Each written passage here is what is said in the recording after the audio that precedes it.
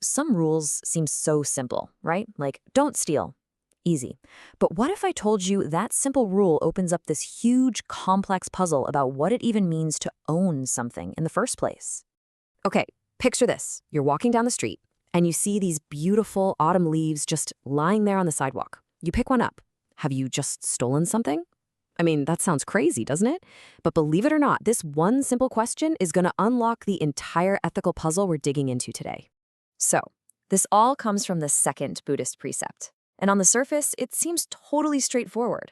Don't take stuff that hasn't been given to you. But the real kicker, the words that make it also tricky, are not given. See, here's the thing. If you take that phrase, not given, super literally, you run into trouble almost immediately. The rule suddenly becomes about way more than just what we think of as stealing. Think about it for a second. If something has to be given to you, what about all the things that have no owner? That piece of driftwood on the beach, it can't be given. A stray cat can't exactly give you permission to take it home. And those leaves on the sidewalk? Definitely not. So a super strict reading of this rule would mean we couldn't take anything unless someone explicitly offered it. So you gotta ask, was that really the point? Well, not quite. To figure out what this precept is really getting at, we have to look past that one simple phrase and check out some other Buddhist texts that give us the all-important context. And boom, here it is. This is the key difference. The deeper meaning isn't about avoiding taking anything that isn't handed to you. It's specifically about not taking the property of other people in a way that could be construed as theft. That one little phrase, it changes everything. And that really gets to the heart of it. This rule isn't some abstract cosmic law that exists outside of us. No, it's actually grounded in what we, as a society, agree on. It's all about what our community, our culture, considers to be stealing.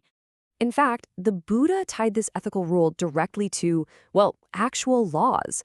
The kind of taking we're talking about here was the kind that society itself would recognize as a crime, something you could literally get punished for.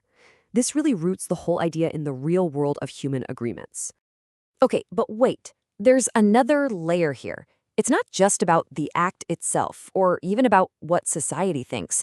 It's also about what's going on inside your own head. In modern law, there's this really important concept called mens rea.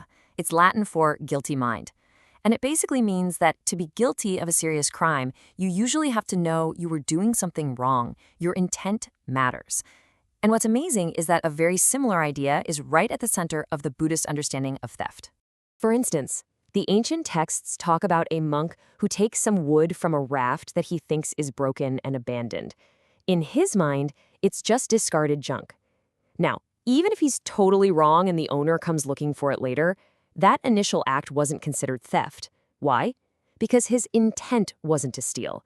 His mind wasn't guilty.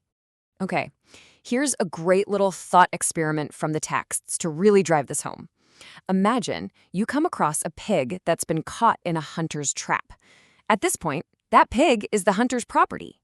So, what do? This is where your intention defines everything. If you take that pig for yourself, to cook it for dinner, you've knowingly taken what belongs to the hunter. That's theft. But what if you free the pig out of compassion for the animal? You haven't committed theft because your goal wasn't to take it for yourself. It's the same physical action, but a completely different ethical result. And this, right here, leads us to a really mind-bending point.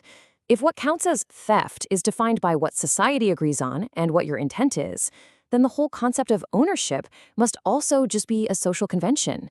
It's not some law of nature. It's just an idea we've all agreed to. And boy, do those agreements change over time. I mean, back in the Buddha's era, the ownership of enslaved people was a normal, accepted part of society. Today, we rightly see that as a profound ethical horror. It just goes to show you how radically our ideas about ownership can shift. Which makes you wonder about the future, right?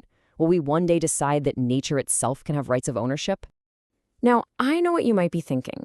And yeah, seeing slavery mentioned in these texts can be really jarring. The source material tackles this directly. It suggests that the Buddha, like any teacher from any era, was working within the social framework of his time. So the point here isn't to excuse the past, but to understand that ethical teachings always grow out of a specific cultural moment.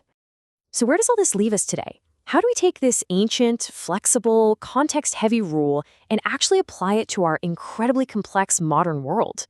Well, the questions it raises are happening all around us. Does a corporation own the water in a river? Does a species own its habitat? When you buy a digital movie, what do you actually own?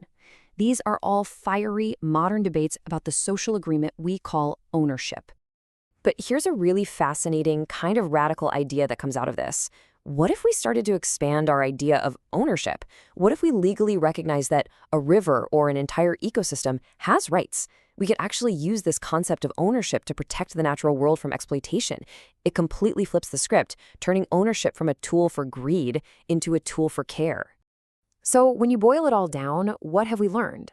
That precept to not take what is not given isn't some simple rigid command.